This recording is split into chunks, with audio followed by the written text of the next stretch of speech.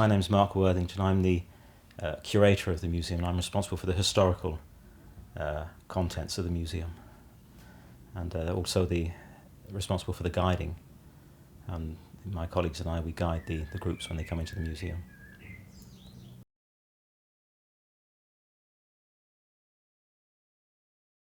Well, the museum here is run by a charity.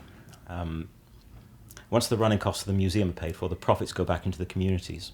So financially, we need a large number of visitors to visit the museum to make the museum viable and also help finance the charity. So the bridge, of course, is a major attraction for the visitors.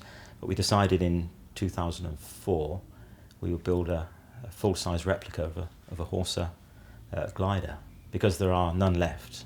There were 4,000 during the war. There's one left in the United Kingdom at the Museum of Army Flying in Hampshire at Middle Wallop. After the war, the senior officers would come back to Normandy to visit the battlefields.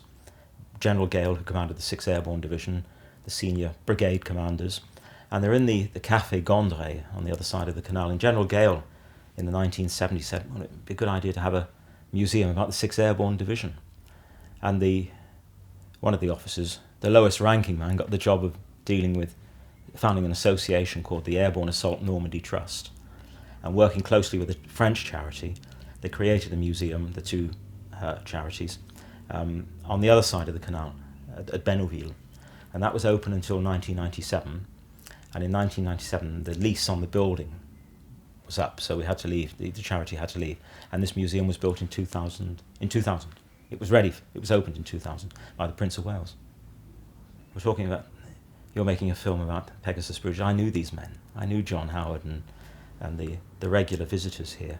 But of the 180 men involved in the particular mission, we saw maybe 10% of them, not even 15, 16 of them, coming back regularly every year. Understandably, many of them never wanted to come back to Normandy after their wartime experiences. They went home and founded a family, made a living, and didn't speak to their kids about what they did until maybe at the end of their lives. I suppose when you're retired, you start reflecting on when you're a young man or a young woman. And I've noticed the veterans have been coming back since the 40th anniversary, which is about the retirement age. They were 20, 25. 40th anniversary, they were starting to retire. Most of the monuments in Normandy have been put up since the 40th. The veterans didn't come back prior to the 40th anniversary because they had a living to make and a family to bring up.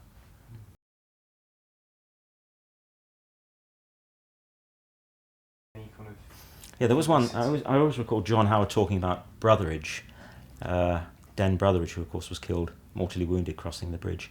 Brotheridge didn't have to come here. Den Brotheridge's wife was pregnant, and Howard had told Brotheridge he could stay in England with his wife, but he wanted to be with his men, and of course Brotheridge was killed, and the daughter was born 3 weeks after D-Day. She comes here from time to time, but before the 50th anniversary, she hadn't made a visit here, and her mother would not talk about her father and the wartime experiences. I think it was too painful for the mother.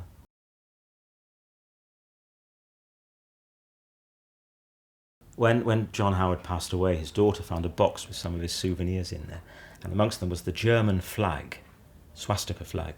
It's like a banner type flag we see in the archive images, the vertical, but the Germans have put it horizontally around the interior of the bunker.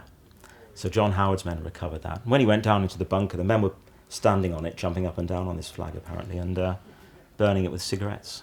And you can still see the cigarette marks in the flag today. And John Howard's granddaughter presented that to the museum, loaned it to the museum.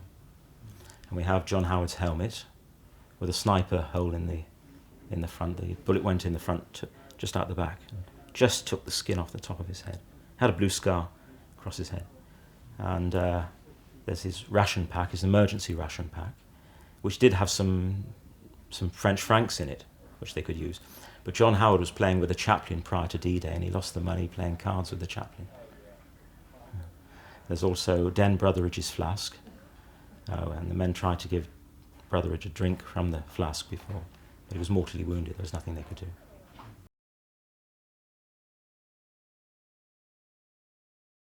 John Howard was a corporal at the beginning of the war, in the reserves, policeman, full-time policeman, corporal in the reserves. He was a sergeant major within 6 months, and then given a commission, and then given this job, which was remarkable, because the Ox and Bucks were quite a good regiment, and John Howard, who'd been a enlisted man before becoming an officer, was given this job. And I think that's an indication of how good he was at his job. Yeah. We've heard that you could possibly facilitate a premiere of our film.